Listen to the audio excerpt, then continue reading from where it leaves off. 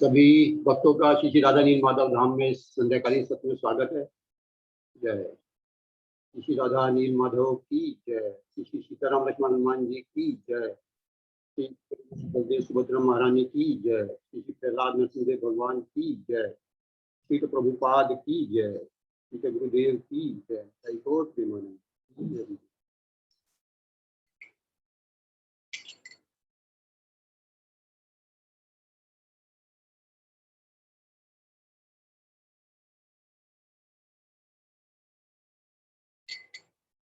जय राधा माधव जय कुंज बिहारी। जय राधा माधव जय कुंज बिहारी। जय गोपी जन वल्लभ जय गिरिवरधारी। जय गिरिवरधारी। जय गोपी जन वल्लभ जय गिरिवरधारी। जय गिरिवरधारी।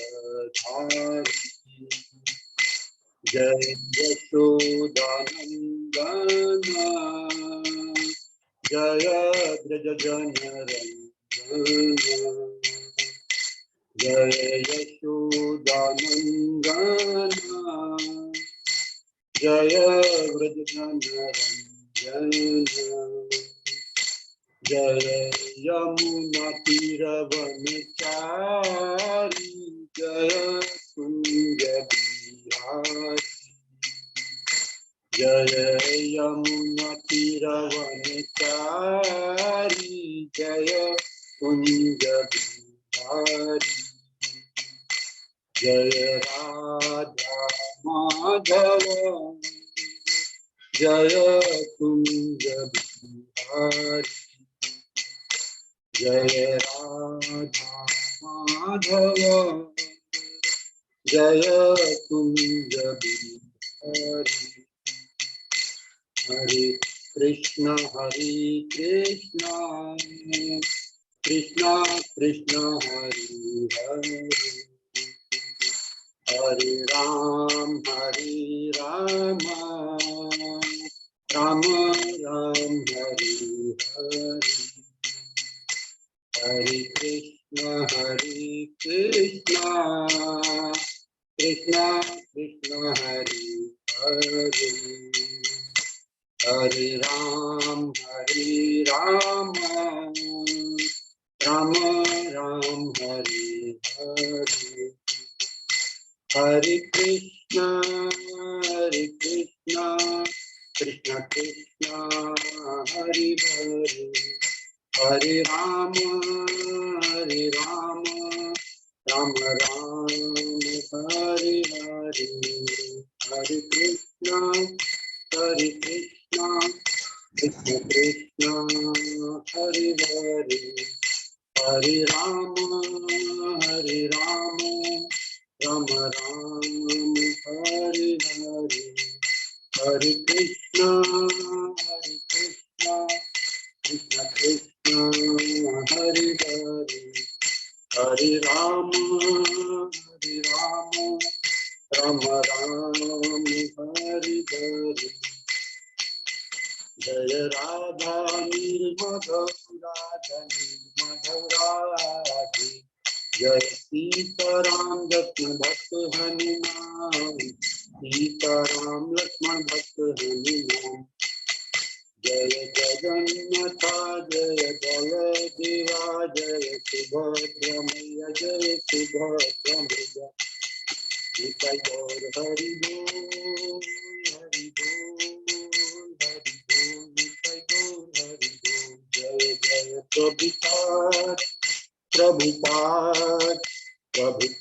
जय जय प्रभुपाद। जय जय गुरुदेव महाविष्णु गोस्वामी गुरु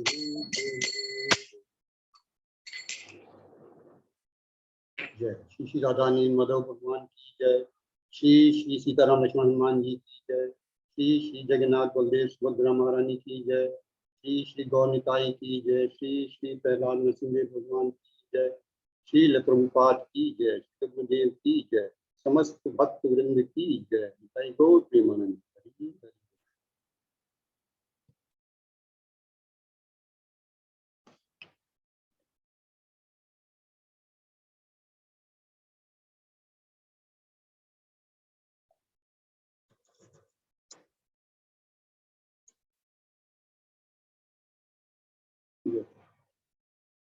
हरे कृष्णा प्रभु जी, हरे कृष्ण माता जी, सभी भक्तों का बहुत बहुत स्वागत है श्री राधा नील माधव की संध्याकालीन सत्र में। और श्रीमन वैष्णव सेवा प्रभु और राजकोट के सभी भक्तों का बहुत बहुत धन्यवाद जो भागवत कथा के इस सेवा का हमें अवसर दे रहे हैं। सभी वैष्णव भक्तों के चरणों में प्रार्थना करते हैं कि हमें जो भी हम कथा कर रहे हैं तो श्री प्रभुपाद और श्री गुरुदेव के वचनों से अगर इसमें कुछ त्रुटि है तो हमें क्षमा करें। ओम अज्ञानतिमिरन्धस्य ज्ञानाञ्जनशलाकया चक्षुरुन्मिलितं येन तस्मै श्रीगुरुवे नमः। श्रीचैतन्यमनोभीष्टं स्थापितं येन भूतले स्वयं रूप तदा मह्यं ददाति स्वपदान्तिकं। वन्देऽहं श्रीगुरोः श्रीयुक्तकमलं श्रीगुरून् वैष्णवांश्च श्रीरूपं साग्रजातं सहगण रघुनाथान्वितं तं सजीवं साद्वैतं सावधूतं परिजनसहितं कृष्ण चैतन्य देवं श्री राधा कृष्ण पादान् सहगण ललिता श्री विशाखान्वितांश्च। हे कृष्ण करुणा सिंधु दीनबंधु जगत्पते गोपेश कांत राधा कांत नमस्ते। तप्त कांचन गौरांगी राधे वृंदावनेश्वरी वृषभानुसुते देवी प्रणमामि हरिप्रिये। वाञ्छाकल्पतरुभ्यश्च कृपा सिन्धुभ्यैव च पतितानां पावनेभ्यो वैष्णवेभ्यो नमो नमः। जय श्री कृष्ण चैतन्य प्रभु नित्यानंद श्री अद्वैत गदाधर शिवासादि गौर भक्तवृंद। हरे कृष्ण कृष्ण कृष्ण हरे हरे हरे राम राम राम हरे हरे। ओम नमो भगवते वासुदेवाय। ओम नमो भगवते वासुदेवाय। ओम नमो भगवते वासुदेवाय। नारायणं नमस्कृत्य नरं चैव नरोत्तमं देवीं सरस्वतीं व्यासं ततो जयमुदीरये। नष्टप्रायेषु भद्रेषु नित्यं भागवत सेवया भगवती उत्तम श्लोके भक्तिर्भवति नैष्ठिकी। हरे कृष्ण कृष्ण कृष्ण हरे हरे हरे राम राम।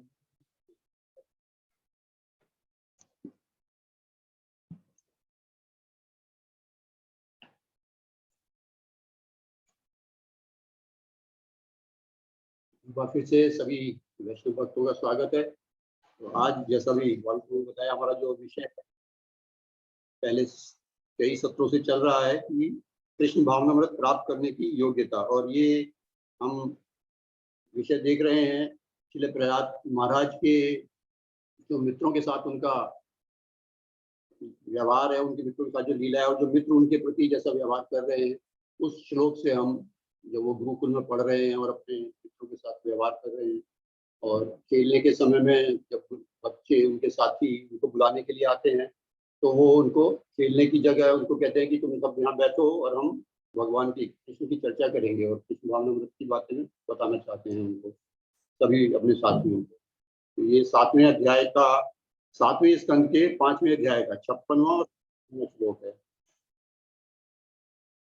ते तु तत्कौरवात् सर्वे त्यक्त क्रीडा परिच्छदाः बाला अदूषित धिया द्वंद आराम ईरिति पर्युपासत राजेन्द्र तत्न्यस्त हृदय ईक्षणा तान आ करुणो मैत्रो महाभागवत असुरा। अनुवाद श्री प्रभुपाद जी के द्वारा। प्रभुपाद की जय।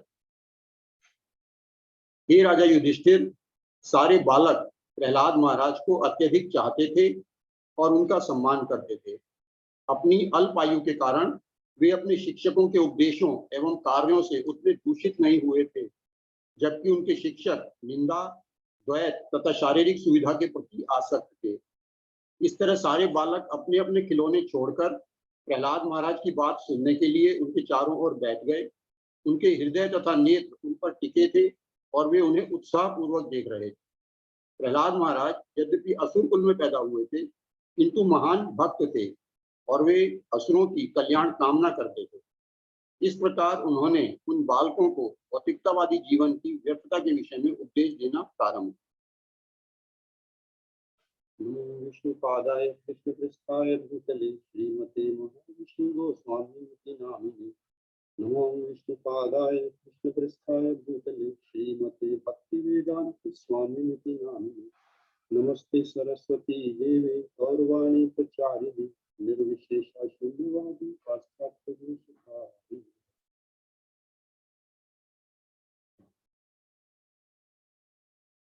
तो पिछले कई सत्रों में हमने इस विषय पर चर्चा की है कि उनके जो मित्र हैं वो कैसे व्यवहार कर रहे हैं, क्योंकि वो उनसे कृष्ण भावनामृत की बातें सुनना चाहते हैं और सीखना चाहते हैं। उनका पूरा उत्साह है, जैसे हम यहाँ पे देख रहे हैं कि वो उत्साह पूर्वक देख रहे थे। तो इससे पहले हमने देखा कि वो पिछले सत्र में हमने देखा था कि वो मित्र उनके चारों ओर बैठ गए हैं और उनसे पूर्वक और विनय पूर्वक कृष्ण की कथा सुनने के लिए बहुत ही उत्सुक है वो उनसे। तो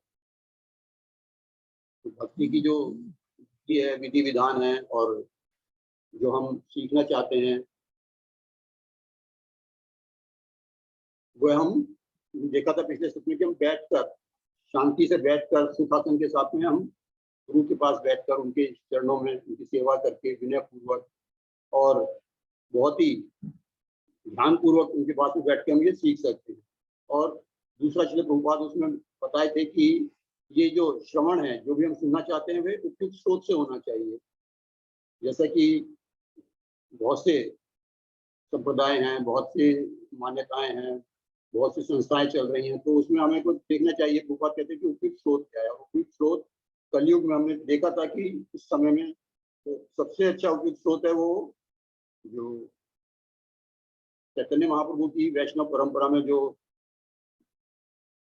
सिद्धांत की बातें हैं, वो जो लोग वैष्णव सिद्धांत हैं और जो वैष्णव गुरु हैं वो जो बता रहे हैं, वो सब उपयुक्त स्रोत हैं हमारे। क्योंकि और प्रभुपाद इस कलयुग के लिए सबसे उपयुक्त स्रोत है। हमने ये भी देखा था जो उनके लीलामृत से देखा था कि जो लोग गुजरात में जब प्रभुपाद प्रचार कर रहे थे तो उन लोगों ने कहा था कि हम पहले से ही वैष्णव हैं, लेकिन कृष्ण के बारे में जैसा श्रील प्रभुपाद जब बताते हैं वैसा हमने अभी तक नहीं सुना और हम अभी तक दूसरे देवी देवताओं के साथ में ही भगवान को भी समझते थे और वैसे ही उनकी भी पूजा करते थे। लेकिन जैसा प्रभुपाद ने जब से प्रचार किया है तो हम समझते हैं कि जो भगवान कृष्ण है वो परम पुरुषोत्तम भगवान है। तो जैसा प्रचार श्रील प्रभुपाद ने किया वैसे इतना पूरे विश्व में किसी ने भी नहीं किया और उसके परिणाम स्वरूप हम देख सकते हैं। जैसे संस्कृत में कहते हैं कि फलम परिचित, कि फल के द्वारा हम वृक्ष की पहचान कर सकते हैं। तो इसी तरह से जितने लाखों जीवों का प्रभुपाद ने कल्याण किया है वैसा हम किसी और ने नहीं किया इससे पहले। प्रभुपाद से पहले तो महाराज कहते थे कि हम श्रील प्रभुपाद के फैनेटिक्स नहीं है, कि हम कट्टरपंथी नहीं है, कि अंधभक्त नहीं है श्रील प्रभुपाद के। लेकिन इस समय में, कलयुग के इस समय में श्रील प्रभुपाद के अलावा और कोई चारा भी नहीं है, हमारा कोई और सहारा भी नहीं है। तो ये पिछली बार हमने देखा था कि वो चारों ओर बैठ गए हैं और उनके हृदय तथा नेत्र उन पर टिके थे। मतलब बहुत ही ध्यान पूर्वक अटेंटिवली वो प्रहलाद महाराज से सुनना चाहते हैं। और इससे अगला है कि वे उन्हें उत्साह पूर्वक देख रहे हैं। तो आज हम इस विषय पर चर्चा करेंगे कि उत्साह पूर्वक कृष्ण भावना में रखते हैं। कृष्ण भावना प्राप्त करने के लिए हमारे को उत्साह सबसे ज्यादा जरूरी है। और खाली कृष्ण भावना में ही नहीं, हमारे भौतिक जीवन में भी हम कुछ भी अगर प्राप्त करना चाहते हैं तो हमारे को सबसे पहले उत्साह चाहिए। कोई भी काम करने के लिए हमें उत्साह चाहिए। छोटा सा छोटा भी हमें कुछ काम करना हो तो हमें उत्साह होना चाहिए उसके लिए। हम व्यवहारिक उदाहरण से बताएं तो अगर हमें पौधों में भी पानी देना है, घर में है, तो अगर हमारे अंदर उत्साह नहीं है तो हम छोड़ देते हैं कि चलो कोई बात नहीं, एक दिन नहीं देंगे, कल दे देते हैं। तो हर काम के लिए हमें उत्साह होना चाहिए। कोई भी भौतिक काम हो, कोई विद्यार्थी है, कोई कलाकार है, कोई व्यवसायी है, किसी भी क्षेत्र में हो, अगर उसके अंदर उत्साह नहीं है, तो वो कुछ भी सफलता प्राप्त नहीं कर सकता है। और जब उत्साह नहीं होता है तो हम आलसी हो जाते हैं और हमारे ऊपर आलस हावी हो जाता है। आलस हो जाता है तो हम अपनी ज़िम्मेदारियों के प्रति लापरवाही करते हैं और उत्साह की कमी से हम अपने जो हमारे नियत कर्म हैं, उनकी भी हम उपेक्षा करते हैं। तो यहाँ पर जो प्रहलाद महाराज के मित्र हैं, वो उनको उत्साहपूर्वक देख रहे थे। तो अंग्रेजी में प्रभुपाद जी यहाँ पे जो ट्रांसलेट करते हैं इंग्लिश में, they looked at him with great earnestness, और हिंदी में जो ट्रांसलेशन क्या है वो उत्साहपूर्वक है। जबकि अर्नेस्टनेस का अगर हम डिक्शनरी मीनिंग देखते हैं तो अर्नेस्टनेस में बहुत सारी, एक ही शब्द में बहुत से गुण शामिल है, जैसे ईमानदारी और उत्साह, गंभीरता, तत्परता और धैर्य, दृढ़ता, ये सब। तो उत्साह का अर्थ जो यहाँ पे लिखा है कि उत्साह है, या अंग्रेजी में श्रील प्रभुपाद ने लिखा है earnestness. They looked at Prahlad Maharaj great earnestness, बहुत ही इस मतलब जो देख रहे थे, उत्साह ही नहीं था उनमें, ईमानदारी से थे। ऐसे नहीं था कि जैसे हमने सबसे पहले चर्चा की थी कि इस श्लोक के आधार पर ही कि जो प्रभुपाद प्रहलाद महाराज के जो मित्र थे, वो उनकी तरफ इसलिए आकर्षित नहीं थे कि वो बहुत बड़े राजा के पुत्र हैं, और भविष्य में जब वो सब बड़े होंगे, उनके मित्र रहेंगे, उनके साथ घनिष्ठता बनाए रखेंगे, तो उनको कुछ ना कुछ भौतिक लाभ होगा कि वो प्रहलाद महाराज अपने पिता के उत्तराधिकारी हैं। जब वो बड़े राजा बनेंगे तो उनको भी कुछ ना कुछ सेना में या किसी सरकारी डिपार्टमेंट में अच्छा पद मिल जाएगा, क्योंकि वो प्रहलाद महाराज के मित्र हैं।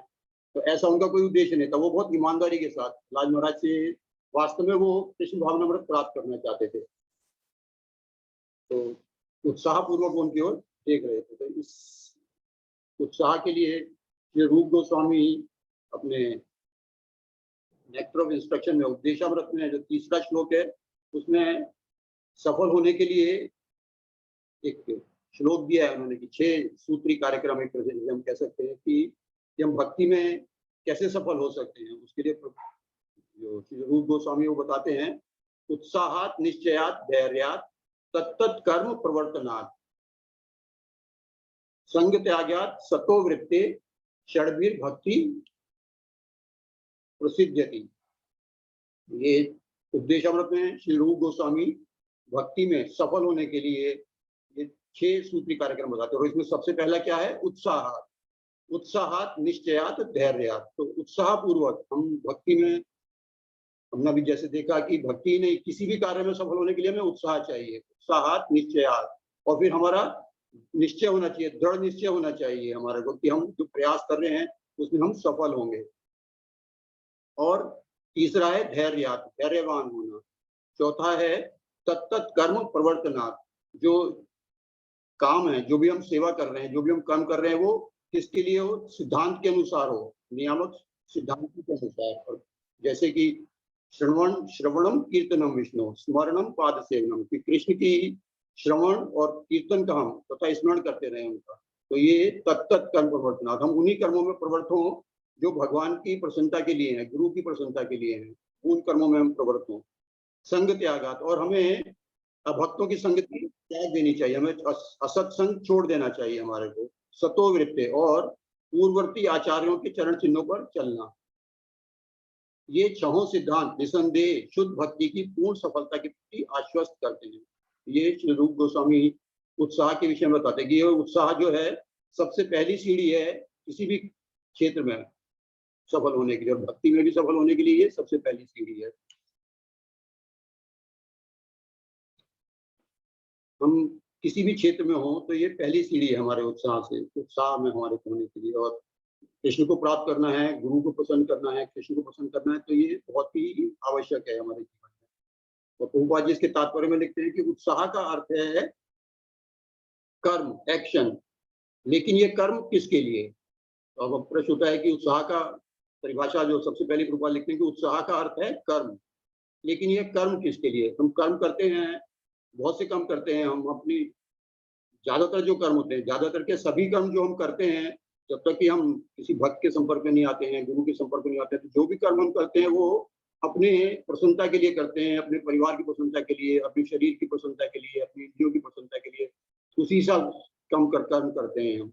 लेकिन प्रभुपाद जी कह रहे हैं ये कर्म किसके लिए होना चाहिए? उत्साह का अर्थ है कि कर्म, लेकिन ये कर्म किसके लिए होना चाहिए? प्रभुपाद जी कहते हैं कि इसका उत्तर है, मनुष्य को सदैव कृष्ण के लिए कर्म करना चाहिए। कृष्णार्थ अखिल चेष्टा।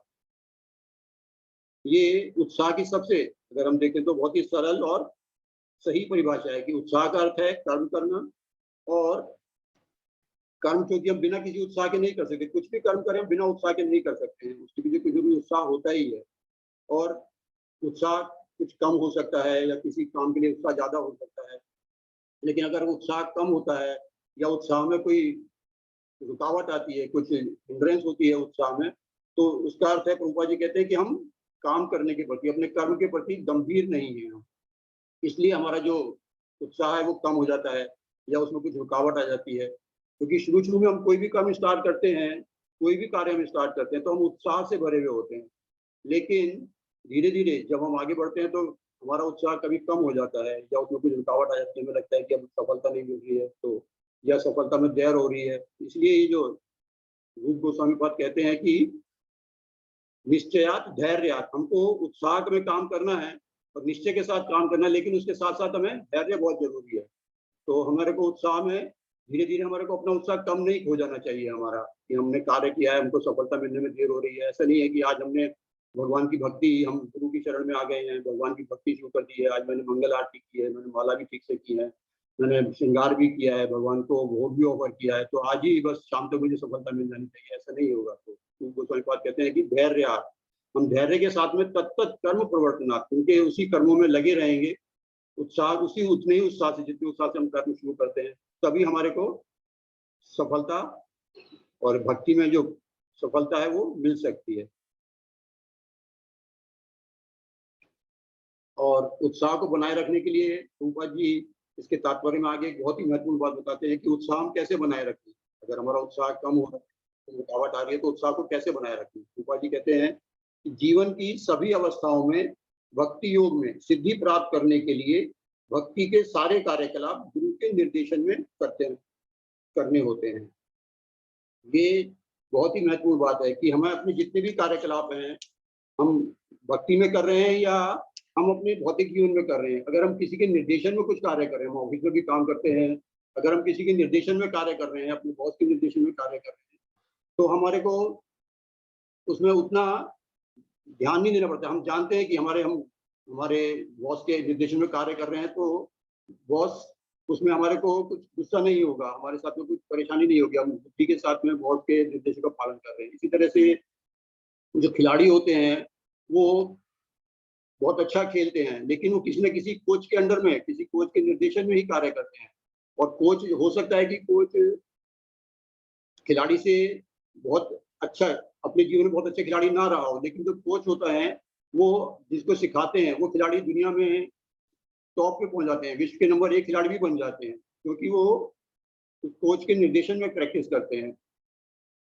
तो हमारा पहले प्रभुपाद जी ने कहा कि हमें कर्म करना है, उत्साह की परिभाषा में कर्म करना चाहिए। और कर्म कैसे करना चाहिए? किसी के गुरु के, आध्यात्मिक गुरु के निर्देशन में, हमें आध्यात्मिक गुरु हो या भौतिक जीवन में हम सफल होना चाहते हैं तो भौतिक गुरु हो, उनके निर्देशन में हमें काम करना है। तो जो खिलाड़ी है या कोई कलाकार है या कोई संगीत सीखना चाहता है, तो वो किसी न किसी के निर्देशन में ही सीखते हैं। हम स्कूल जाते हैं तब भी हम अपने टीचर के, अपने अध्यापक के निर्देशन में कार्य करते हैं। और जो इसका उदाहरण है कि हम कर्म करते हैं और गुरु के निर्देशन में कर्म करते हैं तो सफलता निश्चित ही है, और सफलता नहीं भी मिलती है तो भी जो गुरु और कृष्ण है वो उसको, हमारे प्रयास को ही हमारी सफलता मान लेते हैं कि हमने प्रयास किया है, उसका हमारे को सफल माना जाता है और उसका हमें परिणाम भी भगवान अपनी भक्ति के रूप में देते हैं। तो इसका सबसे अच्छा उदाहरण हम देखें तो हम इसी प्रसंग में, जो प्रहलाद महाराज और हिरण्यकशिपु का जो प्रसंग है, इसमें हम देख सकते हैं कि हिरण्यकशिपु जो था वो घोर तपस्या की, उसने बहुत ही भीषण तपस्या की, उसने ऐसी तपस्या कोई सामान्य व्यक्ति, क्या कोई भी नहीं कर सकता, कोई देवी देवता भी इतनी तपस्या कभी नहीं की है जितनी तपस्या हिरण्यकशिपु ने की। और उसने क्या तपस्या की थी? अमर बनने के लिए। तो श्रीमद् भागवत में 7वें स्कंद का 3रा अध्याय ही है, जिसका नाम है अमर बनने की हिरण्यकशिपु की योजना। जब श्री नारद जी युधिष्ठिर महाराज की लीला सुना रहे हैं, तो उसमें जब इस अध्याय का शुरुआत होती है तो उसमें कहीं पर भी ऐसा वर्णन नहीं आता है कि जो हिरण्यकशिपु है वो अपनी तपस्या प्रारंभ करने से पहले कि उसको अमर बनना है। उसका विचार था, उसका जो लक्ष्य क्या था, उसको अमर बनना है। लेकिन उस लक्ष्य की प्राप्ति के लिए उसमें उत्साह था, बहुत उत्साह भरा हुआ था, और कर्म भी किया उसने। लेकिन वो कर्म किसी निर्देशन में, किसी गुरु के निर्देशन में नहीं किया। वहां पर हम देखते हैं उस पूरे चैप्टर में कहीं पर भी ये वर्णन नहीं आता कि हिरण्यकशिपु की जो योजना है वो उसके लिए अपने किसी गुरु के पास गया हो, चाहे वो जो दैत्यों के गुरु हैं श्री शुक्राचार्य जी, उनके पास गया हो, या किसी और गुरु की शरण में गया हो। तो कहीं जाके उसने ऐसा नहीं पूछा कि मुझे बताइए महाराज कि मैं अमर बनना चाहता हूँ, मुझे किस विधि विधान का पालन करना चाहिए, मैं क्या तपस्या करूं जिससे कि मैं अमर हो सकता हूँ। ऐसा वो किसी भी गुरु के पास नहीं किया, और उसने अपना ही नियम बनाया, अपनी विधि विधान बनाया उसने, और उसी तपस्या में वो लग गया। तो श्रीमद् भागवत के 7वें स्कंद के 3रे अध्याय में 2 श्लोक में बताया है, सा ते पे मंदर द्रोण्याम तपः परम दारुणम ऊर्ध्व बाहु नभो दृष्टि पादांगुष्ठाश्रित अवनी, पादांगुष्ठाश्रित अवनी। ये हिरण्यकशिपु के बारे में वर्णन आता है कि कैसे तपस्या करने गया। पूरी लीला में, इस पूरे प्रकरण में कहीं पर भी ये नहीं है कि वो किसी गुरु के पास गया। उसने अपनी ही विधि का निर्माण किया। उसने विधि क्या करी, सतेपे मंदर द्रोण्याम, वो मंदर पर्वत की जो घाटी है उसमें तपस्या करने के लिए वो गया। तपे परम दारुणम, और तप कैसे किया उसने, परम दारुणम, बहुत कठिन तप किया। और दारुण शब्द हम देखें तो दारुण जो शब्द है वो कभी भी किसी अच्छे मतलब सुख के साथ में यूज नहीं होता है। जैसे हम कहते हैं कि बहुत ही दारुण दुख हो रहा है, हमारे को बहुत दारुण दुख दिया किसी ने, या उसको बड़ा दारुण दुख है, तो दारुण जो शब्द है वो दुख के लिए होता है। ऐसा नहीं कहते कि हम बड़ा दारुण सुख हो रहा है मेरे को। तो ये जो विशेषण है ये दुख के लिए यूज होता है, या आदमी जो बहुत मुसीबत में उसके लिए यूज होता है कि उसको बहुत दारुण कष्ट है उसको। तो तब कैसे किया उसने, परम दारुणम, जो उसको स्वयं को कष्ट दिया, उसने बहुत ज्यादा कष्ट के साथ में उसने तपस्या की, और अपने को भी कष्ट दिया उसने, और बाद में जब तपस्या में वो तपस्या करके आया उसने, उसके बाद और भी लोगों को उसने कष्ट दिया। तो ये तप ही कैसा है, परम दारुणम, क्योंकि वो किसी गुरु के निर्देश में तपस्या नहीं कर रहा है। और तपस्या क्या की उसने, ऊर्ध्व बाहु, ऊपर की तरफ हाथ करके खड़ा हो गया, दोनों हाथ वो ऊपर आकाश की तरफ करके ऐसे खड़ा हो गया। और हम भी ऐसे हाथ करते हैं, लेकिन हम भगवान कृष्ण की प्रसन्नता के लिए, भगवान कृष्ण को सरेंडर करने के लिए हम ऐसे हाथ ऊपर करते हैं, लेकिन वो अपनी तपस्या के लिए ऐसे हाथ ऊपर करके खड़ा हो गया। और नभो दृष्टि, और ऊपर ही उसने सिर कर लिया, ऊपर ही देख कर रहा लगा था। पादांगुष्ठ आश्रित है अवनी, और अपने पैर के अंगूठे पर आश्रित होकर वो पूरी पृथ्वी पर खड़ा हो गया। और ऐसे उसने 60,000 साल तक तपस्या की। इस तपस्या से कितना, ऐसी भीषण तपस्या करने के लिए, ऐसी दारुण तपस्या करने के लिए हम देख सकते हैं कि कितना उत्साह की जरूरत है, कितना उत्साह होगा उसमें तपस्या करने के लिए। हम कुछ मिनट के लिए भी इस पोजीशन में खड़े नहीं हो सकते हैं। कोई बड़ा एक्सपर्ट भी हो तो वो भी नहीं खड़ा हो सकता है इस पोजीशन में, और वो हजारों साल तक इसके लिए तपस्या करता रहा, इसलिए क्योंकि उसको अमर बनने की, वो अमर होना चाहता था। और अमर भी नहीं होना चाहता था, वो ब्रह्मलोक समेत सारे लोगों का, तीनों लोगों का राज्य चाहता था।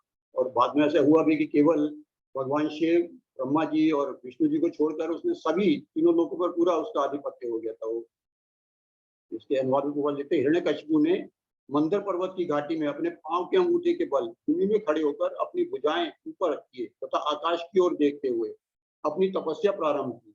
यह अवस्था अतीव कठिन थी, किंतु सिद्धि प्राप्त करने के लिए उसने इसे स्वीकार किया। इतनी तपस्या भी की उसने, लेकिन इसमें क्या कमी थी कि उसने गुरु के निर्देशन में, गुरु का निर्देशन ही प्राप्त नहीं किया था। निर्देशन में पालन करने की तो बात ही नहीं थी, वो किसी गुरु की शरण में गया ही नहीं था।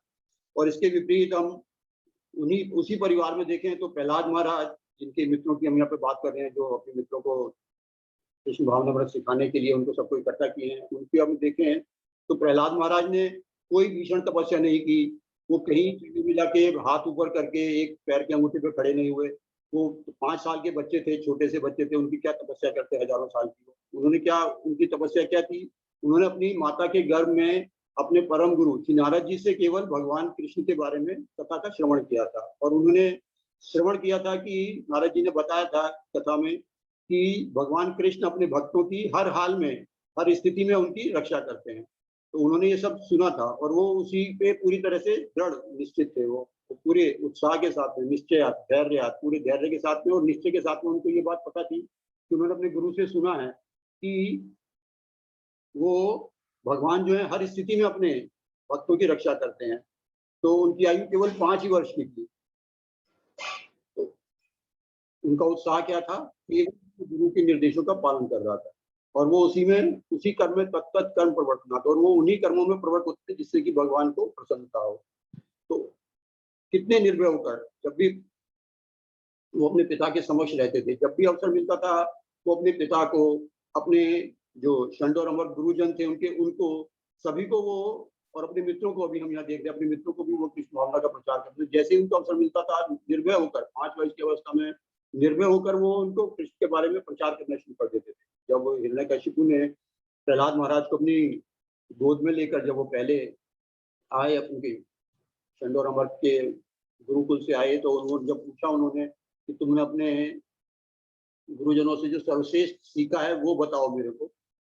तो प्रहलाद महाराज ने सब बोला, श्रवणम कीर्तनम विष्णु, स्मरणम पाद सेवनम, अर्चनम वंदनम दास्यम, सख्यम आत्मनिवेदनम। जैसे ही उनको अवसर मिला वैसे ही उन्होंने भगवान कृष्ण के बारे में प्रचार करना शुरू कर दिया कि हम जो है भगवान विष्णु के बारे में श्रवण करें, कीर्तन करें, उनका स्मरण करें, उनकी पाद सेवा करें, उनकी पूजा करें, उनके अर्चे विग्रह की सेवा करें, उनका वंदन करें, उनकी सेवा करें और उनके साथ में हम अपना कुछ संबंध बनाएं, सख्य का संबंध बनाएं या दास्य का संबंध बनाएं या उनके प्रति पूरी तरह से समर्पित हो जाएं। तो ऐसे प्रहलाद महाराज ने अपने पिता के समक्ष, क्योंकि वो जानते थे, 5 वर्ष के थे, लेकिन वो जानते थे कि उनके पिता, क्योंकि इससे पहले भी उनके पिता तो जब उन्होंने कृष्ण अमृत के बारे में बताया था तो बहुत ही क्रोधित हो गए थे। वो हिरण्यकशिपु बहुत ही ज्यादा क्रोधित हो गया था। तो उनको पता था कि ये जो मेरे पिता हैं भगवान विष्णु के प्रति कोई भी अनुकूल बात सुनने के समय बहुत ही क्रोधित हो जाते हैं। तब भी उन्होंने पूरे उत्साह के साथ में, पूरे साहस के साथ में अपने पिता को भगवान विष्णु की बारे में श्रवण करने का, उनकी पूजा करने का, उनके प्रति समर्पित होने का उपदेश दिया उन्होंने उसको। बहुत ही साहस, कितना उत्साह और साहस होगा प्रहलाद में। पर ऐसी ही लीला हम श्रील प्रभुपाद के जीवन में भी देखते हैं। जब श्रील प्रभुपाद 1971 में अपने बहुत सारे शिष्यों के साथ में भारत वापस आए थे, विदेशों में प्रचार सफलता होने के बाद में, मिलने के बाद में, तब वो पूरे भारत में प्रचार कर रहे थे। तो उसी बड़े-बड़े प्रोग्राम, पंडाल प्रोग्राम हो रहे थे। तो उसी समय में कलकत्ता में एक बड़ा प्रोग्राम आयोजित किया गया, उनके शिष्यों ने आयोजित किया। तो वहाँ पर 10 दिन तक प्रभुपाद ने भागवत के संदेश का, भगवत गीता के संदेश का प्रचार करना था। तो उस समय में वहाँ पर जो ये कम्युनिस्ट, नक्सली आतंकवादी थे, इनका बहुत ज़्यादा बोलबाला था। ये बहुत ही पावरफुल हो रहे थे और वहाँ पे वो चाहते थे कि कोई भी व्यक्ति कोई धार्मिक अनुष्ठान ना करे। जो भी कोई धार्मिक अनुष्ठान होता था वो उसको बिगाड़ते थे या उसको धमकाते थे वहाँ पे व्यक्तियों को। और जो भी जो आम व्यक्ति भी थे वहाँ पे, बड़े-बड़े बिज़नेसमैन थे या और जो लोग थे जिनका कुछ व्यवसाय था, तो और भी दूसरे जो जो वहाँ के बड़े लोग थे, उनको वो धमकाते थे और उनको वो प्रयास रहता था कि वो सब लोग इस कम्युनिज़्म की इस विचारधारा का पालन करें और अगर पालन नहीं करते थे तो उनको पकड़ा जाता था, उनको धमकाते थे, उनसे पैसे माँगते थे कि इस हमारे आंदोलन में सहयोग करो। अगर कोई सहयोग नहीं करता था, तो वो उसकी हत्या तक कर देते थे। इतना उनका आतंक था वहाँ पर। पूरी आतंकवादी, जो नक्सली आतंकवादी थे, अभी भी हैं वो, और अब उतना जोर नहीं है, पर अभी भी हैं आतंकवादी, लेकिन उस समय बहुत ही जोर पकड़ रहे थे वो आतंकवादी। तो जब प्रभुपाद ने वहाँ पे पंडाल कार्यक्रम का आयोजन किया, तो उस पंडाल प्रोग्राम में 20-30 हज़ार तक लोग आते थे उस समय में। तो इन सब जो आतंकवादी थे, नक्सली थे, जो कम्युनिस्ट विचारधारा का प्रचार कर रहे थे, उनको लगा कि हम यहाँ पर सबको धार्मिक अनुष्ठानों से दूर कर रहे हैं कि लोग धर्म के प्रति आस्था ना रखें और हमारी बातों को सुनें। लेकिन ये प्रभुपाद जो प्रचार कर रहे हैं, इससे तो सारे लोगों में धार्मिक भावना फिर से पैदा हो जाएगी और ये तो हमारे नुकसान, हमारे विरोध में कार्य कर रहे हैं और हमारे सहयोग में कुछ हो नहीं रहा है। तो उन्होंने प्रभुपाद को बहुत बड़ी धमकी दी। सब लोगों ने वहाँ पर, तो आतंकवादी, तो उन्होंने कहा कि चले जाओ या मरो, यहाँ से वापस जाओ या यहाँ रहोगे तो मार दिए जाओगे। ये प्रभुपाद की लीलामृत में आता है। तो और जब वो शिष्य थे उस समय कोई भारतीय लोग ज़्यादा उनके साथ नहीं थे।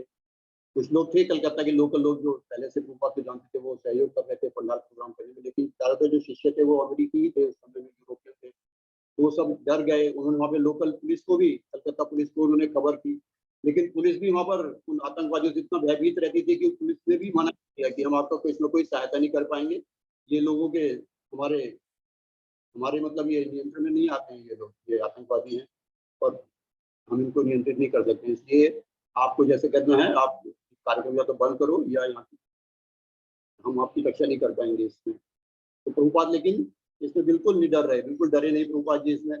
और उन्होंने कहा भी, प्रभुपाद ने कहा कि एक वैष्णव के लिए इससे अच्छा तरीका क्या हो सकता है कि वे भगवान की महिमा का गान करते हुए शरीर छोड़े।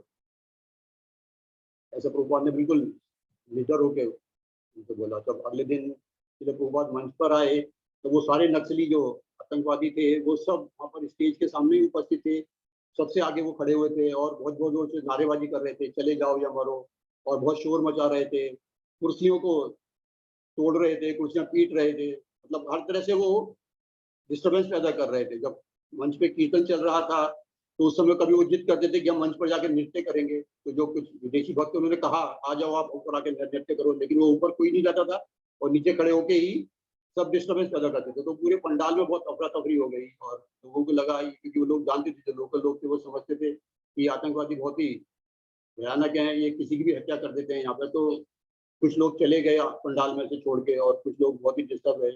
लेकिन इसी बीच में जो नारेबाजी भी हो रही थी, चले जाओ या मरो, चले जाओ या मरो, तो प्रभुपाद ने अपना प्रवचन करना स्टार्ट कर दिया। प्रभुपाद ने ब्रह्म संहिता के श्लोक बोलना शुरू कर दिया और अपना प्रवचन शुरू कर दिया। थोड़ी देर में शांति हो गई और प्रभुपाद ने अपना प्रवचन पूरा किया। लेकिन वो जो नक्सली थे ये सब अगले दिन या उसी दिन भी बोल के गए कि हम इस पंडाल में पूरे में आग लगा देंगे। तो सभी बहुत लोग घबरा गए थे, बाकी लोग जो वहाँ थे वो भी घबरा गए थे। तो अगले दिन प्रभुपाद ने अपना प्रवचन शुरू करने से पहले कहा कि इन लोगों को बुलाओ और मैं इनसे बात करना चाहता हूँ। तो सभी जो प्रभुपाद के शिष्य थे वो घबरा गए कि उनको अगर अकेले में बुलाते हैं, अभी तो हम इतने सारे लोगों के बीच में थे तो भी इतना डिस्टर्बेंस कर रहे थे, अगर अकेले में प्रभुपाद के सामने बुलाएंगे तो पता नहीं ये लोग क्या करेंगे। लेकिन प्रभुपाद ने जोर दे के बोला कि उन्हें बुलाओ, मैं उनसे बात करूंगा। और प्रभुपाद ने उनको बुलाकर फिर बातचीत की और प्रभुपाद ने उनको समझाया कि हम लोग भी कम्युनिस्ट हैं। तो प्रभुपाद हमेशा ये बात करते थे, कम्युनिस्ट में जब भी बात होती थी कि हम ही लोग भी कम्युनिस्ट हैं, हम सिर्फ व्यक्ति का फर्क है, तुम लोग एक दूसरे व्यक्ति को सेंटर में मान के प्रचार कर रहे हो और हम केवल कृष्ण को, हम भी कहते हैं कि सारी संपत्ति कृष्ण की है, सब कुछ कृष्ण को अर्पण करो, हम भी यही कहते हो, तुम भी यही कहते हो, तो सभी हम, मैं भी तुम्हारे साथ हूँ, मैं भी तुम्हारी ही बात का प्रचार कर रहा हूँ। प्रभुपाद ने जब उनको समझाया तो जो युवक थे, जो कम्युनिस्ट नक्सली युवक थे, उनको कुछ कुछ क्योंकि प्रभुपाद जी समझा रहे थे और उनके हृदय में बैठे थे तो भगवान ने उनको बुद्धि दी, तो वो लोग कुछ राजी हो गए, तो लगा कि सही बात बोल रहे हैं, ये भी हमारी बात की बात, जो बात हम कर रहे हैं कम्युनिस्ट की, वो भी ये भी यही कह रहे हैं कि कृष्ण का ही सब कुछ, कृष्ण का है, हमारा कुछ भी नहीं है, कोई यहाँ पे राजा नहीं है, कोई यहाँ पे अमीर व्यक्ति नहीं है, कोई बड़ा व्यवसायी नहीं है, सब कुछ कृष्ण का है। जब वो प्रभुपाद ने उनको ऐसे प्रवचन दिया तो वो समझ गए और वो राजी हो गए और उन्होंने प्रभुपाद जी को 10 दिन जो प्रोग्राम होना था पंडाल का पूरी शांति के साथ हो रहा है, एक एक दिन भी कोई पंडाल में नक्सली आतंकवादी नहीं आया और वो लोग सब शांति से प्रभुपाद का प्रवचन सुनते थे वहाँ पे और 10 दिन तक पूरा कार्यक्रम बहुत अच्छे से सफलतापूर्वक चला। तो हम देखते हैं जैसे प्रहलाद महाराज और अपने पिता को, अपने गुरु को प्रवचन करते हैं, जैसे ही अवसर मिलता है वो प्रवचन करते हैं, भयभीत नहीं होते हैं, क्योंकि ये उत्साह है, प्रभुपाद के मन में उत्साह है कि किसी को भी जो भी आए उसको कृष्ण का उपदेश करना है, तो वो उत्साह के साथ में उनमें साहस भरा हुआ है। इसी तरह से हम देखें तो अपने गुरु महाराज के बारे में, विष्णु गोसाई महाराज के बारे में, तो वो जब द्वारका में पहले पहले आए थे तब जो हमारे को प्रभुपाद जो वहाँ पे एक भारतीय भवन का जो महाराज को भगवान की सेवा के लिए, भगवान का मंदिर बनाने के लिए लोगों ने दिया, तो वहाँ पर पहले से ही किसी का कब्जा था, जो वहाँ के लोकल कुछ लोग थे, उन्होंने उस पर कब्जा कर रखा था, वो गेस्ट हाउस चलाते थे, उस जगह को हटाना चाहते थे। लेकिन जब महाराज वहाँ पे गए और उनको महाराज को दे दिया गया तो महाराज को भी ऐसे ही धमकियां दी जाती थी कि आप यहाँ रहोगे तो यहाँ से जीवित वापस नहीं जाओगे, जिंदा नहीं जाओगे, तुम्हारी मृत्यु, तुम्हारी हत्या हो जाएगी, तुम्हारे को मार दिया जाएगा। तो महाराज भी ऐसे ही कहते थे। तो ऐसा जो धाम है, द्वारका धाम है, इसमें अगर हमारी को मृत्यु भी प्राप्त होती है तो इससे अच्छी क्या बात होगी। लोग तो आते हैं कि हमारे धाम में हमारे को मृत्यु हो, लोग ये प्रयास करते हैं कि हम धाम में रहें, धाम में रहते रहते हमारी मृत्यु, अगर मेरी मृत्यु धाम में रहते हो जाती है तो इससे अच्छा क्या हो सकता है। तो ऐसे ही महाराज जी पूरे उत्साह और साहस के साथ में वहाँ पे प्रचार करते रहे और एक दिन ऐसा हुआ कि वो सब लोग वापस चले गए, शांति हो गई सब में, जैसे ही महाराज ने वहाँ पे मंदिर मूर्तियां स्थापित की और भगवान की जो सेवा थी वो निश्चित मंगला आरती करना है, चैंटिंग करना है, कीर्तन करना है, भागवतम करना है, वो सब किया महाराज ने। तो वो सब जो जान से मारने की धमकी दे रहे थे महाराज, तो वो सब लोग शांत हो गए, क्योंकि ये प्रचार का, ये भगवान के प्रति जो श्रद्धा है, उनके प्रति जो उनकी दृढ़ विश्वास है कि भगवान हर हाल में रक्षा करते हैं। जैसे प्रहलाद महाराज के पता, ऐसे हम श्रील प्रभुपाद में देखते हैं, श्रील गुरुदेव में देखते हैं। तो ये सब लोग जो हैं ऐसे हिरण्यकशिपु के ही जैसे सब लोग हैं जो धार्मिक प्रचार का नष्ट करना चाहते हैं, धार्मिक जो हमारी भावनाएं हैं उनको नष्ट करना चाहते हैं और भगवान के नाम से ही चिढ़ते हैं। लेकिन प्रभुपाद जी के, प्रहलाद महाराज के और गुरु महाराज के, उनके उत्साह और साहस के आगे सबको हारना पड़ता है, क्योंकि ये भगवान के प्रति है। भगवान ने जो प्रॉमिस किया है कि ये जो भी भक्त मेरी शरण में आता है उसकी हर हाल में मैं रक्षा करता। और जैसे हमने देखा कि जो हिरण्यकशिपु था, उसने जो तपस्या की, उसने कितनी दारुण और भीषण तपस्या की, लेकिन उसका परिणाम क्या हुआ कि वो उसको सफलता नहीं प्राप्त हुई जीवन में। कुछ साल वो सफल रहा, लेकिन अंत तक तो उसको सफलता नहीं मिली, वो हार गया। और जब प्रहलाद महाराज के प्रति उसने दुर्व्यवहार न करी, उनको तक देना छूट गया, तो भगवान प्रकट होकर उसको उसका वध कर दिए। लेकिन प्रहलाद महाराज जो केवल गुरु के निर्देशों का पालन कर रहे थे, जो हिरण्यकशिपु था उसने तपस्या की, लेकिन वो किसी के निर्देश में नहीं थी। उत्साह के साथ में उसने कर्म किया, लेकिन उसमें गुरु का निर्देश शामिल नहीं था उसमें, तो इसलिए वो उस तपस्या में सफल नहीं हुआ। लेकिन प्रभुपाद जी जो अपने गुरु के निर्देश में कार्य कर रहे थे, कि गुरु ने सीधे भक्ति सिद्धांत सच्ची महाराज ने उनको आदेश दिया था कि पाश्चात्य देशों में जाकर अंग्रेजी भाषा में सभी के बीच में चैतन्य महाप्रभु के उपदेशों का प्रचार करो। वो ऐसा प्रचार कर रहे थे, तो विदेशों में भी उनको बहुत से ऐसे थ्रेट मिलते थे, बहुत से ऐसे लोग उनको धमकाया जाता था कुछ देशों में, लेकिन फिर भी वो सफल होते थे, अंत में वो सफल ही होते थे। तो ऐसे हम देखते हैं कि अगर हम बिना किसी गुरु के निर्देश में जो प्राप्त सेवा करते हैं और अपनी मनमानी कोई विधि विधान का पालन करते हैं, तो हमारे को सफलता नहीं प्राप्त हो सकती है। हम भले ही कितनी भी उत्साह से करें, कितनी भी तपस्या करें, कितनी ही मेहनत करें, उसमें कितना ही अपने शरीर को कष्ट दें, लेकिन अगर वो किसी के निर्देश में नहीं है, ऐसे खिलाड़ी है या कोई और किसी क्षेत्र में कोई संगीतकार है, वो अपनी ही मर्जी से कुछ सीखता रहे, तो वो सीख नहीं पाएगा। थोड़ा सीखेगा लेकिन पूरी तरह से सफल नहीं हो पाएगा। और इसका दूसरा उदाहरण हम एक और देख सकते हैं, जो महाभारत के समय में जो दुर्योधन था, वो पांडवों के विरुद्ध युद्ध करने के लिए पूरी तरह से उत्साह से भरा हुआ था। वो चाहता था कि जो संपत्ति उसने ले ली है, हड़प ली है जुए के माध्यम से, वो उसको वापस ना करनी पड़े। तो वो पूरा, और जब युद्ध का समय आया तो पूरे उत्साह से भरा हुआ था, और उसके पास में सेना की भी कोई कमी नहीं। जबकि उसके विपरीत विरोध में हम देखें तो जो अर्जुन और पांडव थे, वो उनके पास उतनी सेना नहीं थी, उनके पास उतना बल नहीं था। और जब अर्जुन कुरुक्षेत्र के युद्ध में अपने रथ पे सवार होकर युद्ध के बीच में मैदान में आए, तो जब उन्होंने देखा कि अपने पक्ष में जो जो लोग हैं वो मेरे ही परिवार के सगे संबंधी हैं, मेरे गुरुजन हैं, मेरे पितामह हैं, कोई मामा है, कोई भाई है, तो ये सब जब देखा तो वो पूरी तरह से हताश हो गए। मतलब उनमें जो थोड़ा सा उत्साह भी था युद्ध के लिए, वो पूरी तरह से जाता रहा उनका उत्साह, और उनका सिर चकराने लगा, गांडीव धनुष उनके हाथ से छूट गया। कुछ भी उत्साह नहीं रहा उनमें, युद्ध करने के लिए जरा भी उत्साह नहीं बचा। और उन्होंने कहा भी कि यदि इस युद्ध में युद्ध करके मैं जीत भी जाऊं और उससे मुझे 3 लोगों का राज्य भी मिल जाए, तो भी मुझे ये युद्ध नहीं करना है। और ये धृतराष्ट्र के पुत्र जो, मुझे मैं युद्ध करने की इच्छा नहीं है मेरी, मैंने अपना गांडीव भी मेरे हाथ से छूट रहा है, मेरा सिर चकरा रहा है, अगर मेरे को ये निहत्था मार भी दें तो भी मुझे उसके विषय में कोई अफसोस नहीं होगा, तो ये मेरे लिए बेहतर ही होगा उल्टा। तो इस हद तक जो थे अर्जुन निरुत्साहित हो चुके थे, पूरी तरह से निरुत्साहित थे वो, और युद्ध नहीं करना चाहते थे। संजय उनकी स्थिति का वर्णन करते हुए भगवत गीता के पहले अध्याय के लगभग अंतिम श्लोक में 46, भगवत गीता 146 में कहते हैं, एवं उक्त्वा अर्जुन संख्ये रतोपस्थ उपाविशत् विसृज्य स शरम चापम शोक संविघ्न मानसः। संजय ने कहा, युद्ध भूमि में इस प्रकार कहकर अर्जुन ने अपना धनुष तथा बाण एक और रख दिया और शोक संतप्त चित्त से रथ के आसन पर बैठ गया। तो हम देख सकते हैं कि अर्जुन की स्थिति कैसी है। और इसके विपरीत हम देखते हैं कि दुर्योधन जो है वो पूरी तरह से उत्साहित है युद्ध करने के लिए, पूरी तरह से वो बिल्कुल भी एक क्षण भी सोच ही नहीं रहा है कि मेरे विपरीत में मेरे परिवार के लोग हैं, या मैंने तो इनसे अनीति से हड़प लिया है जो वो उनको वापस कर दूं, ऐसा कुछ नहीं सोच रहा है। लेकिन अर्जुन जो है पूरी तरह से निरुत्साहित है। तो जब अर्जुन को भगवान ने ऐसे देखा और उनको लगभग भगवत गीता का उपदेश किया, तो 1 घंटे से भी कम समय है, जैसा कि आचार्य लोग हमें बताते हैं कि 1 घंटे से भी कम समय तक भगवत गीता का उपदेश दिया। तो अर्जुन जब उपदेश भगवत गीता का सुनने के बाद में अंत में राजी हो गए वो, और उनका उत्साह वापस आ गया। और फिर अर्जुन ने बोला अंत में कि करिष्ये वचनम तवा। अर्जुन ने बोला कि अब मैं, आप जो कह रहे हैं, मेरा जो मोह है वो नष्ट हो गया है, और मेरी जो मेमोरी है, मेरी जो बुद्धि है वो ठीक हो गई है। नष्टो मोह स्मृति लब्धा त्वत्प्रसादात्। ठीक किस वजह से हो गया है? वो आपके प्रसाद से हो गया है। अब मैं, आप जो कह रहे हैं, करिष्ये वचनम तवा, भगवत गीता के 18वें अध्याय के 73वें श्लोक में, 373 में अर्जुन बोलते हैं कि अब मैं, आप जो कह रहे हैं वो करूंगा। तो क्या हुआ यहाँ पर? हमने देखा कि जो अर्जुन के गुरु हैं, उस समय भगवान को ही अर्जुन ने भगवान को ही अपना गुरु बनाया था।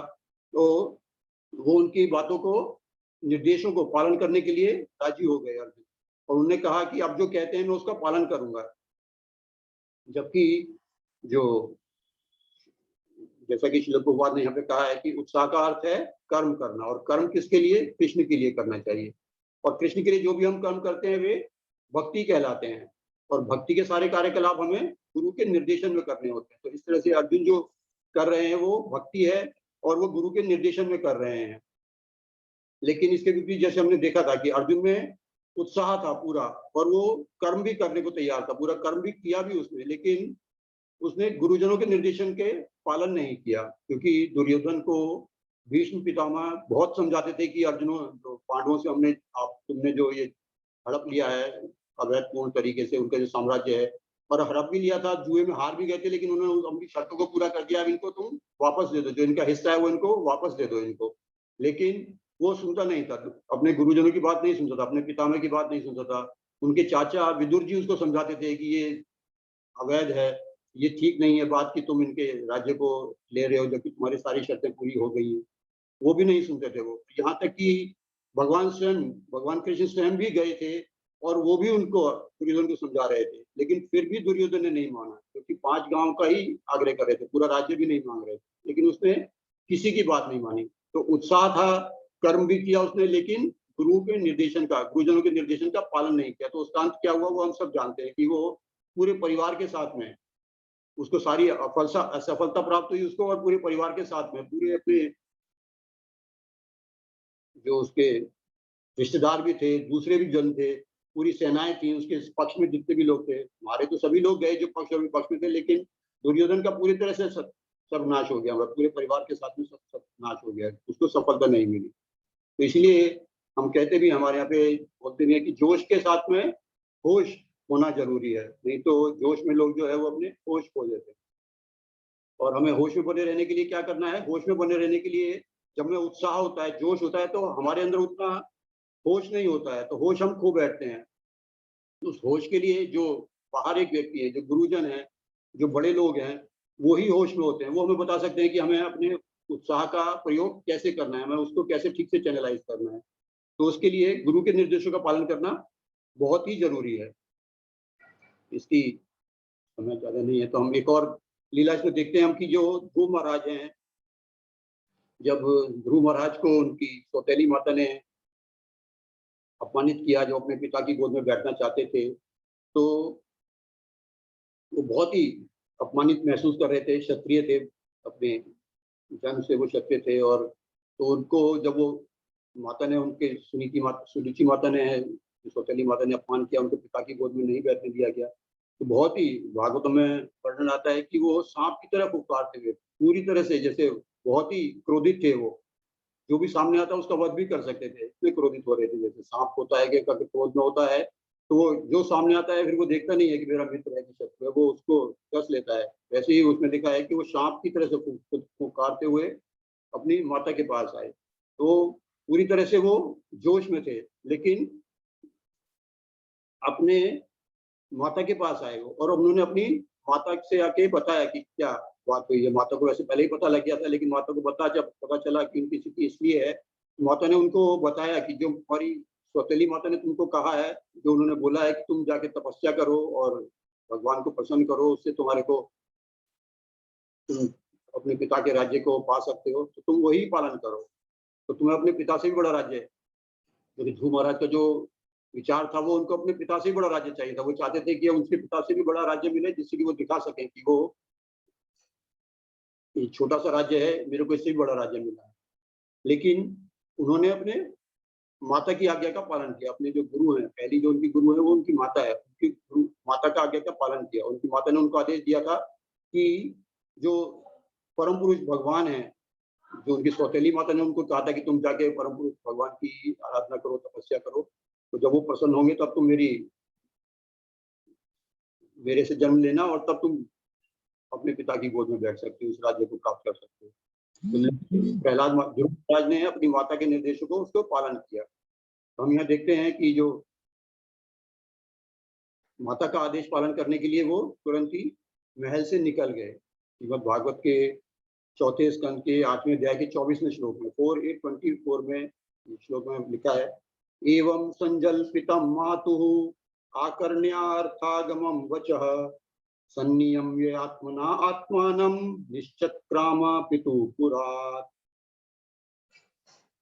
मैत्रेय मुनि ने आगे कहा, ध्रुव महाराज की माता सुनीति का उपदेश वस्तुतः उनके मनोवांछित लक्ष्य को पूरा करने के निमित्त था।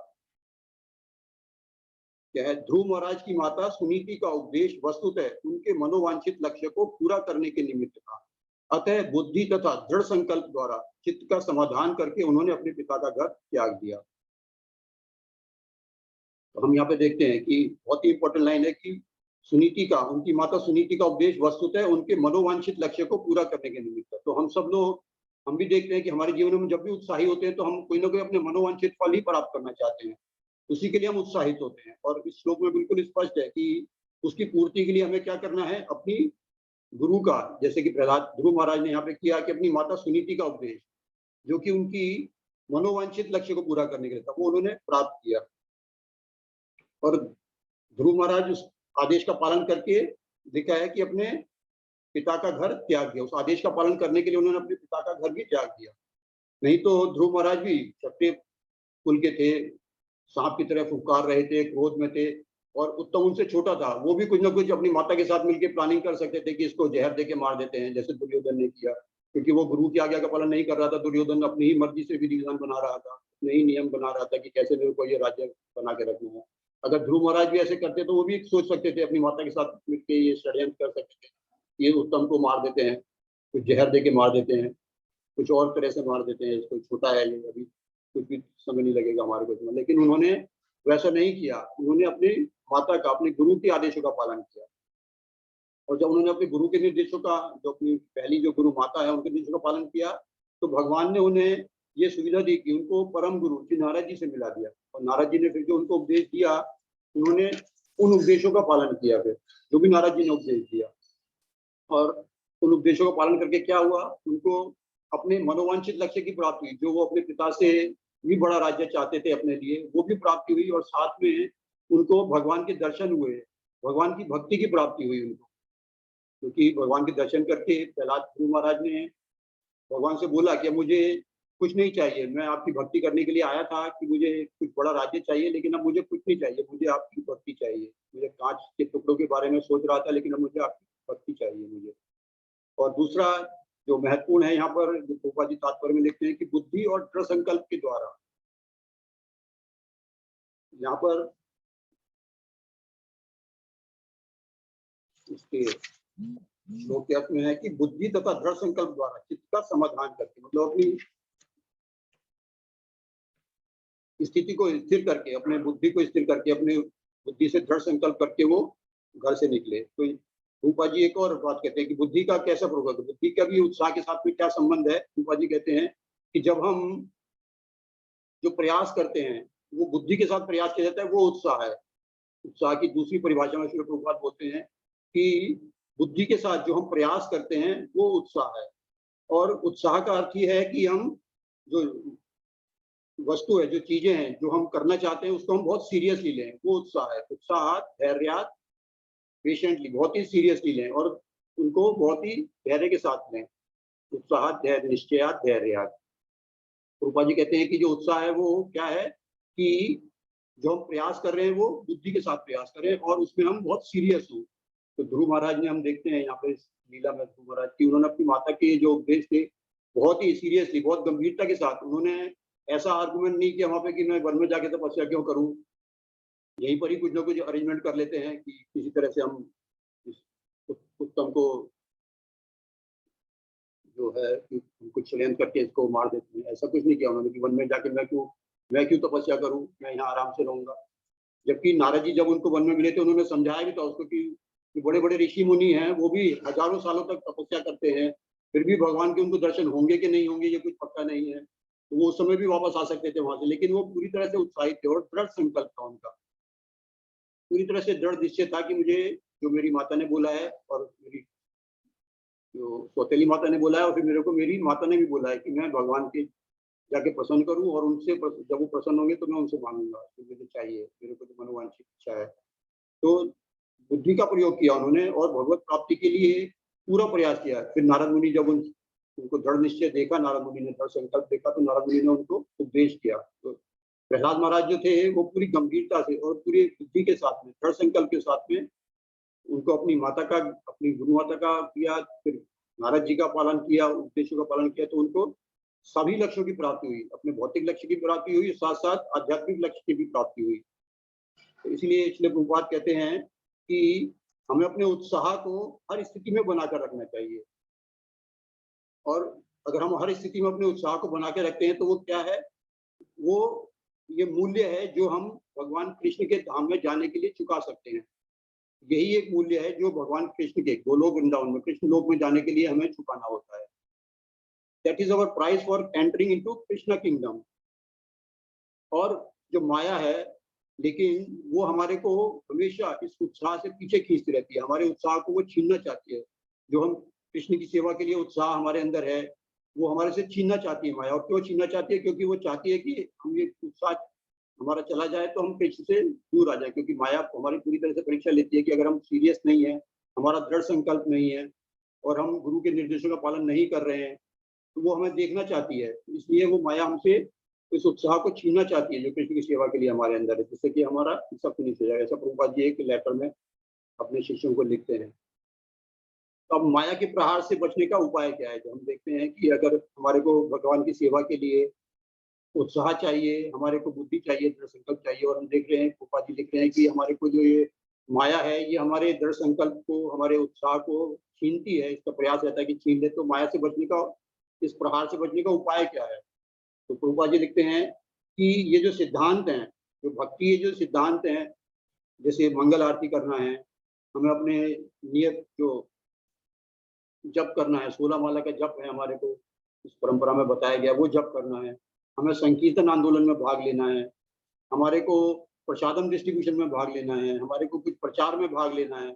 जैसे भी ये जो सिद्धांत हैं, भक्ति के जो ये सिद्धांत हैं, अगर हम इसको पालन करते हैं तो ये हमारे माया के अटैक को, जो माया जो प्रहार करती है उससे हमारे को ये बचाते हैं, उससे हमारे को सेफ गार्ड करते हैं और हमारे को हमेशा ये उत्साहित रखते हैं।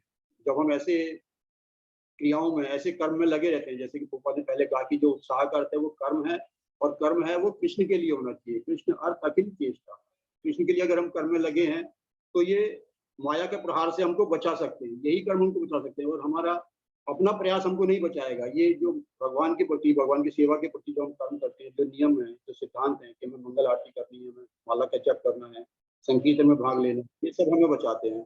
और प्रभुपाद जी आगे लिखते हैं कि यही जो है वो हमारे उत्साह को सोर्स है और उसके मेंटेनेंस, मतलब हमारे उत्साह, जो हमारे अंदर जो भी उत्साह है उसका पैदा करने का जो जो उत्साह हम पैदा करना चाहते हैं उसका सोर्स भी यही है और उस उत्साह को बनाए रखने के लिए भी यही है। These are the sources and maintainers और our enthusiasm to serve Krishna.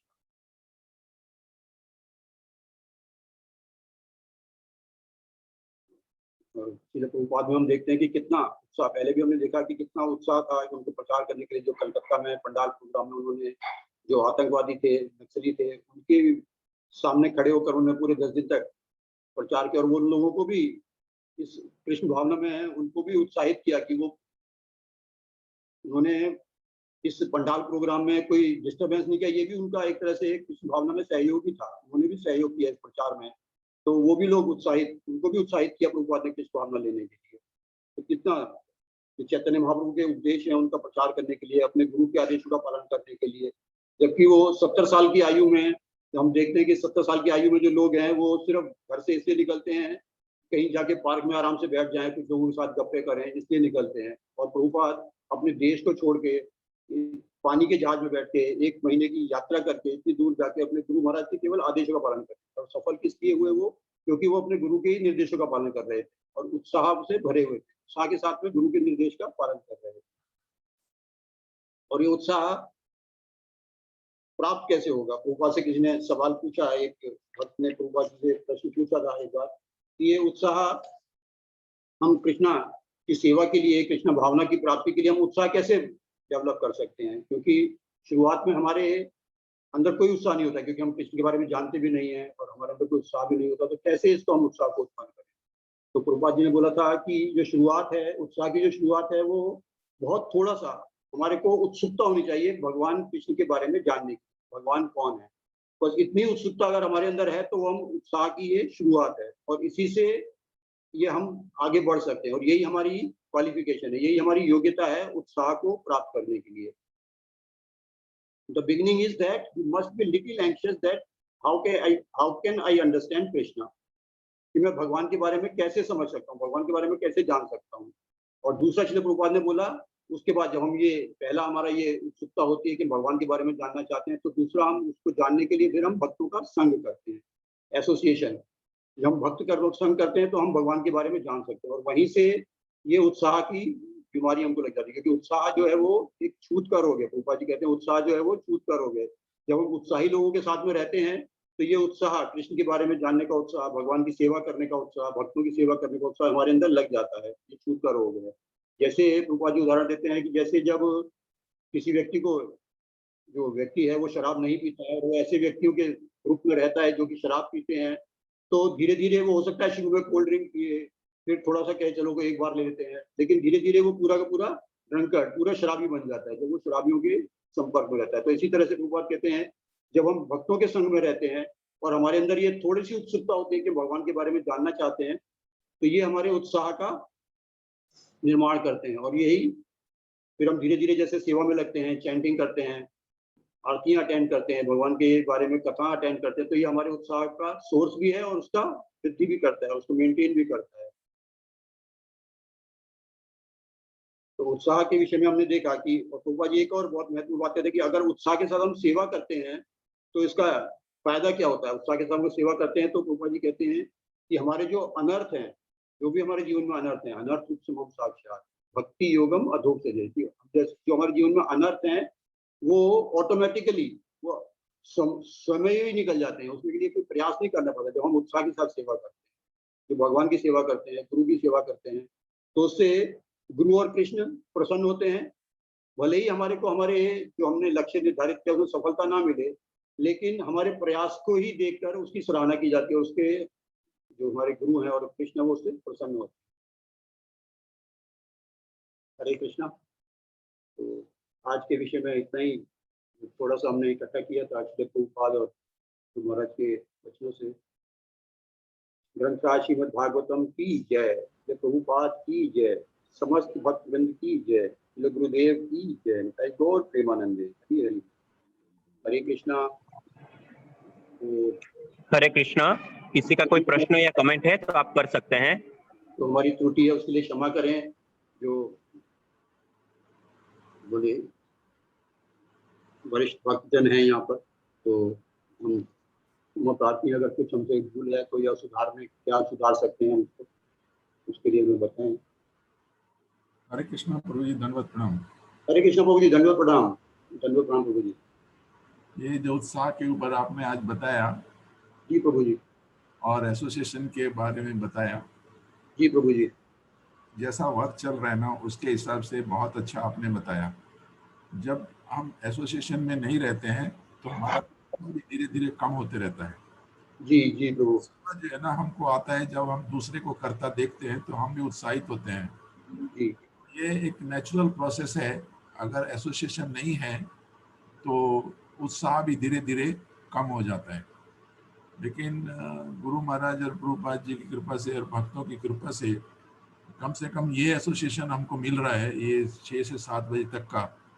और भी प्रभुपाद जी के बुक्स जो है ना खोलने के लिए हमको उनके साथ एसोसिएशन करने का मौका मिलता है। जी अगर सीधी सी बात है, अगर एसोसिएशन नहीं है तो आपने जो अब तक किया है वो भी धीरे धीरे कम हो जाएगा। एक महाराज को तो मैंने ये कहता सुना कि अगर आप कहीं नई जगह पर जाते हैं और आपको एसोसिएशन नहीं है, वहाँ पर एसोसिएशन नहीं मिलता है, तो आप जो है ना वहाँ पर एसोसिएशन बना लीजिए। हाँ जी और एसोसिएशन नहीं मिलता है तो प्रभुपाद जी का बुक्स लेकर उनके साथ एसोसिएट करिए। अगर बुक्स भी अवेलेबल नहीं है तो अपना वापसी का टिकट कटा लीजिए। क्योंकि अगर एसोसिएशन नहीं है, जो भी कुछ आज तक आपने सीखा है, अभ्यास किया है और जो कुछ समझा है, धीरे धीरे over a period of time ये आपके जीवन से निकल भी जाएगा। जी ये आया भी एसोसिएशन से है, अगर एसोसिएशन नहीं है तो वो धीरे धीरे निकल जाएगा। और जी उत्साह के बारे में आज बहुत सुंदर कोट है महाराज का, 4 जून का। जी in any condition of material life 3 things are vital. First is you have to have attraction to the transcendence. जी Second, you have to understand it through the pages of Bhagavad Gita and Srimad Bhagavatam. जी Third, the most important, जो आज के lecture से और आपका जो lecture का सब्जेक्ट था उसके बारे में है, you must be seriously inquisitive. Yes जी प्रभु अगर इंक्विजिटिव और नहीं है तो सब जो है ना सब बेकार है, व्यर्थ है। जी जिज्ञासा नहीं है तो जिज्ञासा और उत्साह जो है ना एक दूसरे के पर्यायवाची हैं। बिल्कुल तो आपने बहुत अच्छा सब्जेक्ट सुना प्रभु जी, और हम लोग को प्लीज प्लीज प्लीज ऐसे मोटिवेट करते रहिए, हम लोगों का ऐसे उत्साह बढ़ा। मेरे को आशीर्वाद दीजिए, मैं आप लोगों के संग में कुछ सीख सकूं। ये तो आप लोगों का प्रभाव है, थोड़ा सा जो हम छांट पाते हैं, ये शास्त्रों में से कुछ पढ़ लेते हैं, नहीं तो हमारे अंदर इतनी काबिलियत नहीं है प्रभु जी, कम से कम मेरे अंदर तो नहीं है। वेरी नाइस, थैंक यू प्रभु जी। हरे कृष्णा। हरे कृष्ण, थैंक यू प्रभु।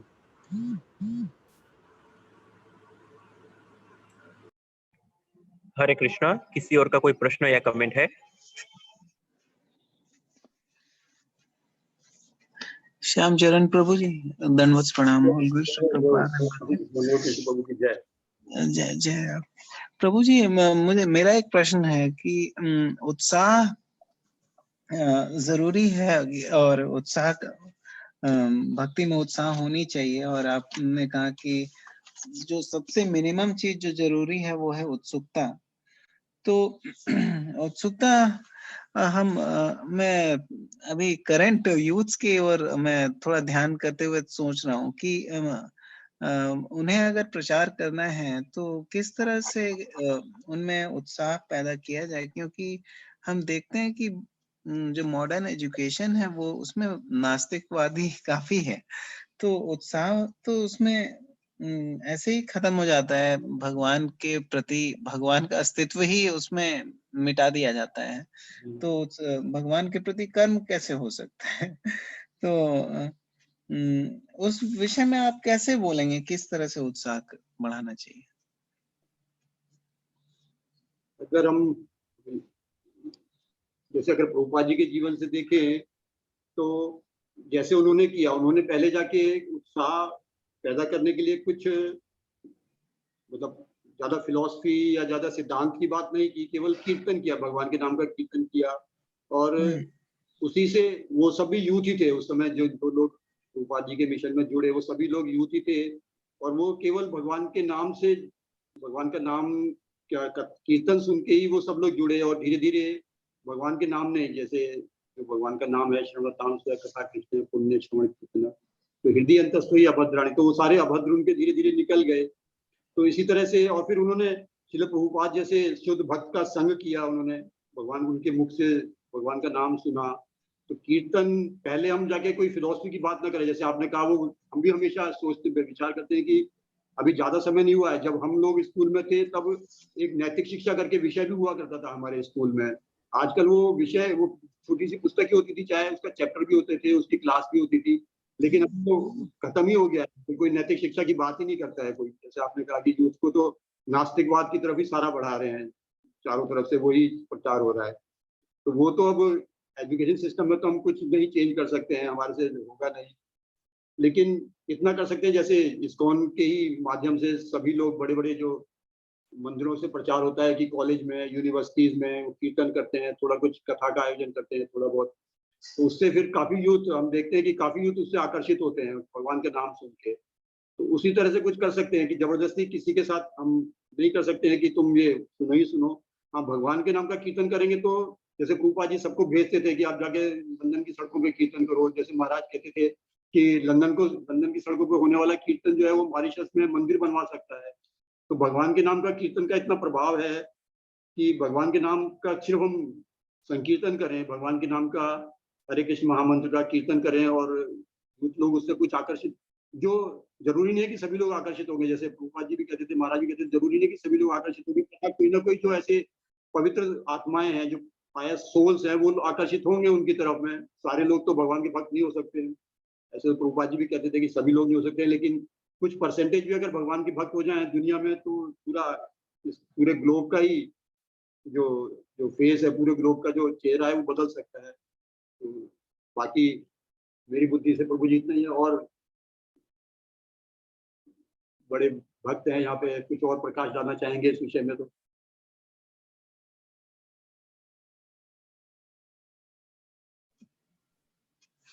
धन्यवाद प्रभु जी, बहुत अच्छा मतलब है। हरे कृष्णा प्रभु जी। दंडवत प्रणाम प्रभु जी। दंडवत, कुछ प्रकाश डालने की जरूरत ही नहीं है, आपने पहले से पूर्ण प्रकाशमय कर दिया है, बहुत सुंदर बताया। कुछ यही बोलना चाहता हूँ, बहुत सुंदर सा एक्सप्लेन किया। धन्यवाद प्रभु जी, थैंक यू। हरे कृष्णा, पूरा लेक्चर सुना प्रभु जी मैंने आज, धन्यवाद। धन्यवाद प्रभु जी। हरे कृष्णा। तो अब हम ये लेक्चर की पूर्णाहुति की तरफ आगे बढ़ते हैं। तो मैं इस्कॉन मंदिर राजकोट के प्रमुख श्री वैष्णव सेवा प्रभु जी की तरफ से श्यामचरण प्रभु जी का खूब खूब धन्यवाद करना चाहता हूं, जिन्होंने कृष्ण भावनामृत प्राप्त करने की योग्यता भाग 7 इस सुंदर विषय के ऊपर इतना सुंदर लेक्चर दिया। प्रभु जी से फिर से नेक्स्ट सेशन में वापस मुलाकात होगी, तब तक के लिए सबको हरे कृष्णा। हरे कृष्णा। वंशाकल्पतरुभ्यश्च कृपा सिन्धुभ्य एव च पतितानां पावनेभ्यो वैष्णवेभ्यो नमो नमः। वैष्णव